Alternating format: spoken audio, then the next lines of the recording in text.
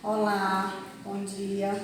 Nós vamos fazer agora nosso estudo de revisão a respeito do trovadorismo. Trovadorismo, esse período literário da Idade Média, compreende muitos séculos. E aí vocês podem acompanhar também no material de vocês, no livro, na página 38 a 47. E vamos aí, o nosso trovadorismo, nossa estrela da aula de revisão. Nosso período literário aí que foi do século V depois de Cristo até o século XV, dividido em duas etapas, nomeadas de Alta Idade Média e Baixa Idade Média.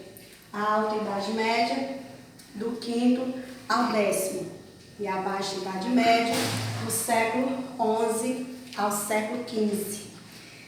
E aí foi onde surgiram os grandes personagens, contadores de histórias, chamadas cantigas, por nome trovadores. Os trovadores, eles faziam a sua literatura oral, acompanhado de instrumentos musicais, às vezes também de danças. E as obras literárias que ficaram muito conhecidas nessa época, a produção literária da época, foram chamadas cantigas. As principais foram as cantigas. Existiam também os cancioneiros, os jograis, mas as cantigas foram as obras literárias de grande relevância, no caso nessa época da literatura. As cantigas, elas foram divididas em dois gêneros pelos trovadores, líricas e satíricas. Esses dois gêneros, eles ganharam dois tipos, cada um. Existiam dois tipos de cantigas dentro desses gêneros. No gênero lírico, existiam as cantigas de amor e as cantigas de amigo. No gênero satírico, existiam as cantigas de escárnio e as cantigas de maldizer. Vamos a elas, que é o foco principal da nossa revisão. São essas cantigas. Cantigas de amor, o próprio nome já está dizendo, tinha como centralidade o sentimento. Qual era esse sentimento? O amor não correspondido. O sofrimento do amor, a coita do amor, como era chamado. Era o sofrimento do amor não correspondido e apenas idealizado pela sua senhor. Era chamado em português arcaico senhor, e depois em uma tradução em português mais atualizado, a senhora. Então, o eu lírico da cantiga de amor era um ser masculino. Ele se declarava a sua amada, mas não com um amor concretizado, e sim com um amor idealizado. Então, a característica dessas cantigas mais fortes, eu lírico masculino e a mulher, a figura da mulher idealizada. Não havia concretização do amor, apenas mente, coração. Cantiga de amigo. Tenhamos em vista aqui que amigo se referia a namorado. Se fosse hoje, a palavra que seria condizente com essa palavra amigo seria namorado. Principais características dessa cantiga de amigo. O eu lírico feminino. Aí quem se expressa é o ser feminino. Falando o quê? Falando da sua tristeza por estar longe do seu amado. Nessa cantiga, o amor geralmente é correspondido. Ele assume mais uma corporalidade feminina. A mulher agora é mais carnal e o amor também. Mas ela fala da tristeza, geralmente da tristeza de estar longe desse amado. Nas cantigas satíricas, nós temos a cantiga de escárnio e a cantiga de maldizer.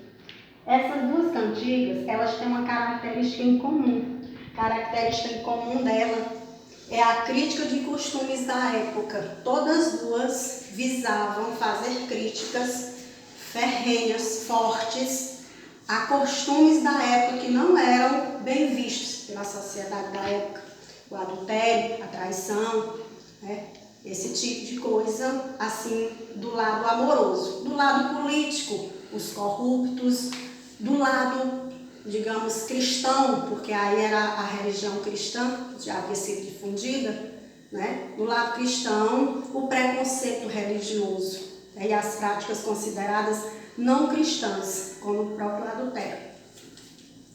Então, eu lírico masculino, ponto principal da cantiga de amor. Eu lírico feminino, ponto principal da cantiga de amigo. Cantiga de escárnio, ponto principal, uma linguagem trabalhada, aí vai entrar os trocadilhos, a ambiguidade, a ironia, haver essa preocupação de uma linguagem, como, vamos dizer, poética, mesmo no sentido paralelismos, quer dizer, rimas, né? Havia nas cantigas de escárnio, né, a identificação do ser, né, a identificação dos personagens, né? E aí, na cantiga de escárnio, havia essa crítica que era inerente às duas, escárnio e maldizer. Apenas na linguagem de maldizer, havia uma linguagem mais agressiva. Quanto à linguagem, a cantiga de maldizer, ela se diferenciava um pouco da cantiga de escárnio. Mas a crítica é inerente às duas. Então, aqui na cantiga de maldizer, uma linguagem bastante agressiva, às vezes até obscena, né? Com palavrões, com palavras de baixo calão, palavras chulas. E aí na cantiga, né, de maldizer e de escárnio, onde todas as duas tinham 3 características fortes, elas tinham essa característica em comum, a crítica dos costumes da época. E aí, né, a esse quadro aqui dá um panorama geral aí das características desses 4 tipos de cantigas. Eu espero que vocês estudem, levando em consideração aquelas páginas que eu citei do material de vocês, meus queridos alunos, e uma boa avaliação semana que vem para vocês. Um grande abraço.